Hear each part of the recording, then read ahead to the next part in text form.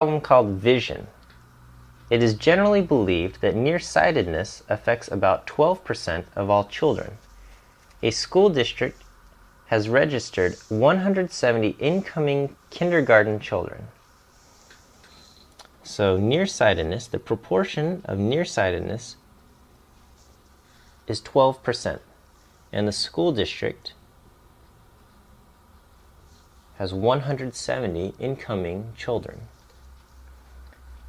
A asks, can you apply the central limit theorem to describe the sampling distribution model for the sample proportion of children who are nearsighted? Check the conditions and discuss any assumptions you need to make. Okay?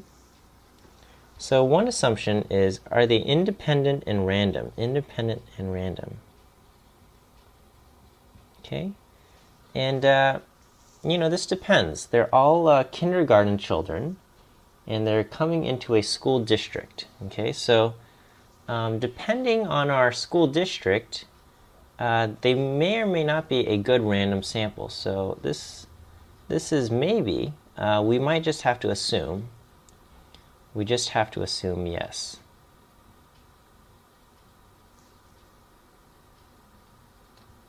Okay, but students in a school district mean they're all coming from the same geographic location.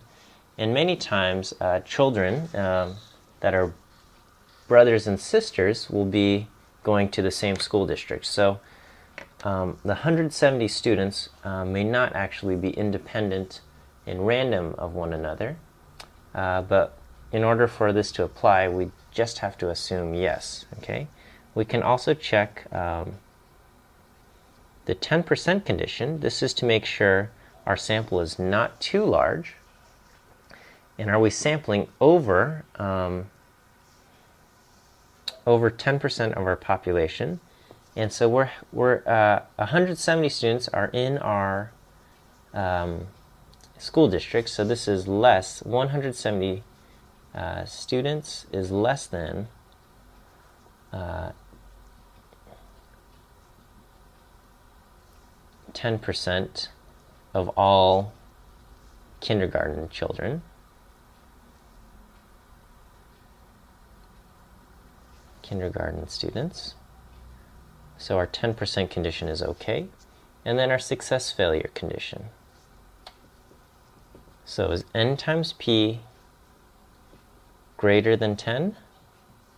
Or greater than or equal to 10? We have n is 170, p is 0.12. So yes, that is greater than 10. That gives us 20. And then if we checked n times q, that will also be greater than or equal to 10. Okay, n is 170, q is going to be 0.88, so that is much bigger than 10. So 150, 149.6. B asks us to sketch and clearly label the sampling model based on the 68, 95, 99, 7 rule. Okay, so in this case, our mean is going to be centered at 0.12. So that, again, we're creating our sampling distribution model for p hats. Okay, this is the distribution of p hat. Most of our p hats will be centered around the mean of 0.12. And we can go out 1 standard deviation, 2 standard deviation, or 3 standard deviations away.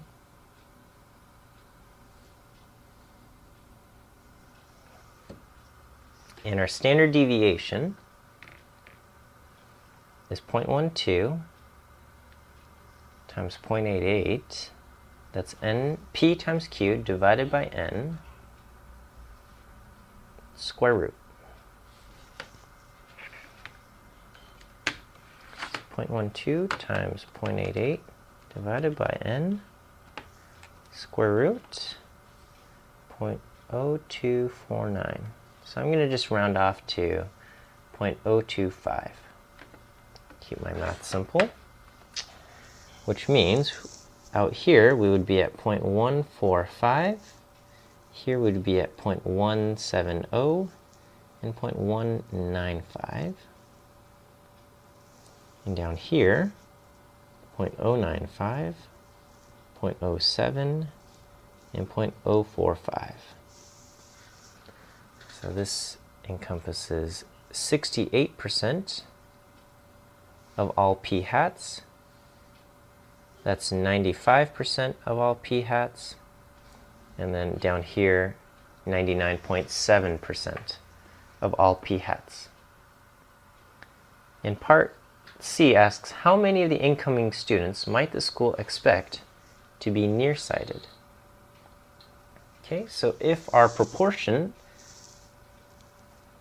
of nearsighted students is 0.12, and we've got 170 students, then we would expect something about 0.12 times 170, 20.4 students. And of course, we're not going to actually have 20.4 students. We'll either have 20, 21. We might have fewer, we might have more. This is just a random sample of students, but we would expect something around this number.